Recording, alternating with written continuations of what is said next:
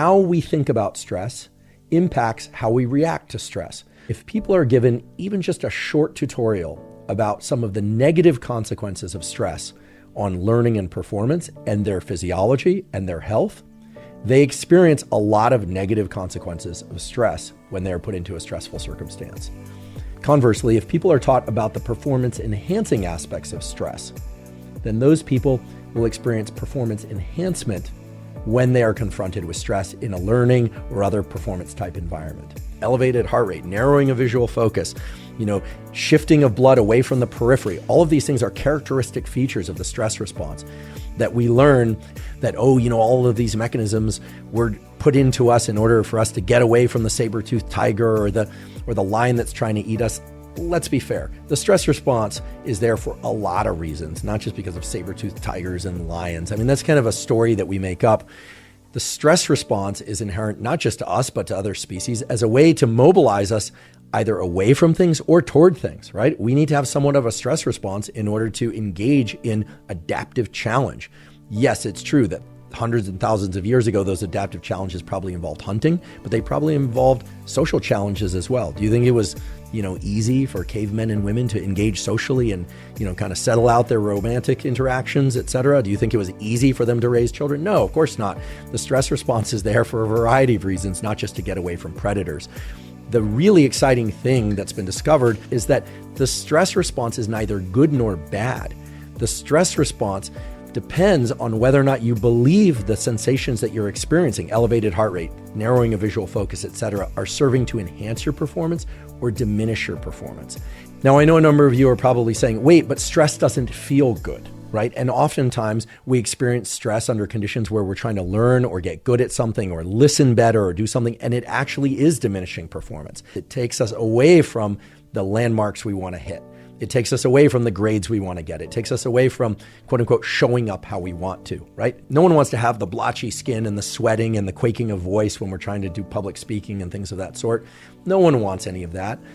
What's important to understand is that learning that stress is a way of mobilizing resources in the body does two things. First of all, it allows us to dampen or adjust the stress response in real time.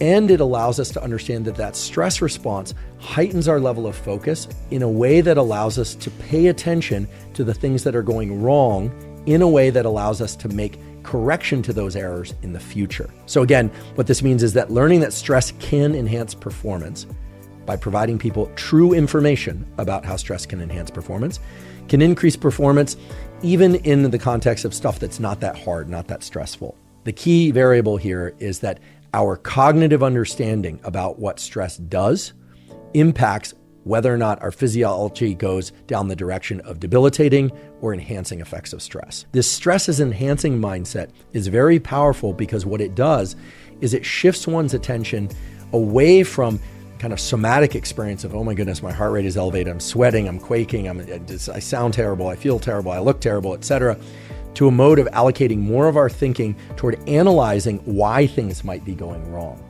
And something else powerful happens when we embrace a stress is enhancing mindset as well.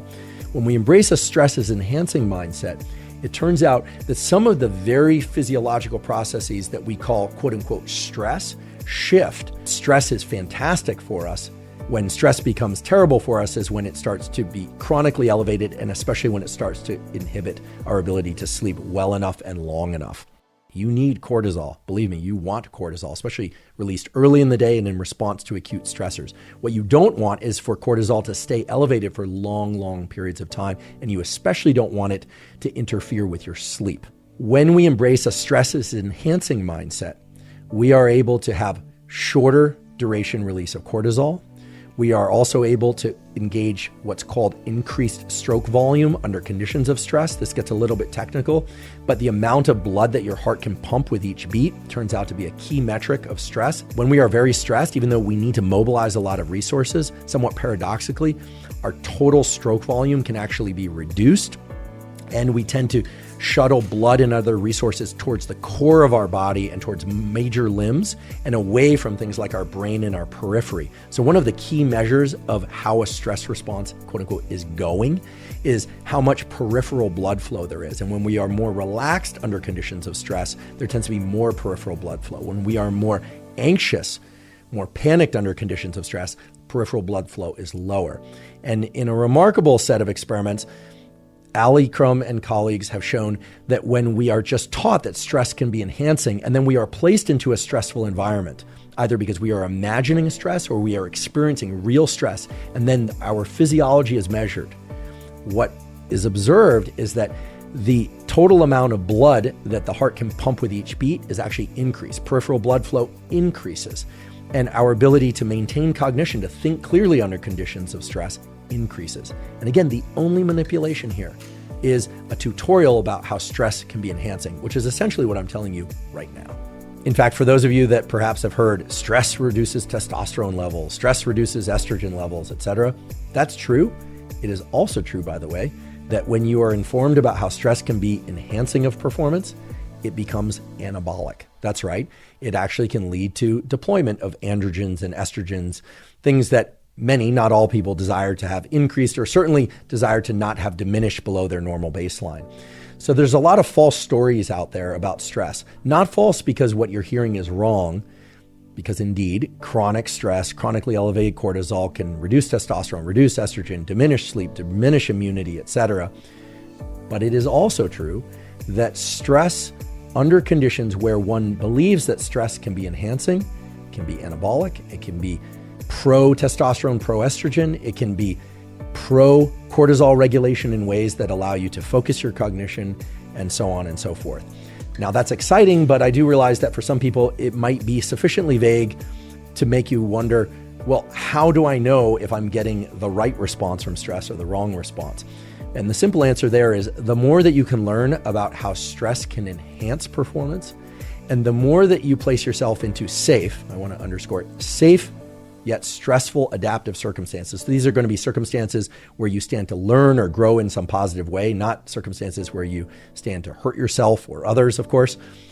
The more that you can place yourself into conditions of stress and then to cognitively just tell yourself, this elevated heart rate, this quaking of my hands, this sweating, etc. This is my body mobilizing resources. And the more that you can tell yourself that that's actually affording you an advantage in being able to allocate your attention to specific things, maybe why you made an error and analyzing that, or maybe why you succeeded at something and thinking about the steps that led to that success. The more that you can link that back to the processes that are taking you in the directions that you do and don't want to go, and thinking about them, because indeed that's what stress can allow you to do, the more that you are shifting your mind away from thinking about just the raw, uncomfortable sensations of stress. You're putting a cognitive appraisal on a physiological process. You are thinking about stress in a way that is changing what that stress is doing, and you're taking your brain and body from a negative state, just to put a little bit of subjective valence on it, negative, right? Nobody wants to have the bad stress response, to a positive state. It depends on what you believe about stress. In fact, a different way to umbrella this whole discussion is to say that how you think about stress impacts the stress response in profound ways.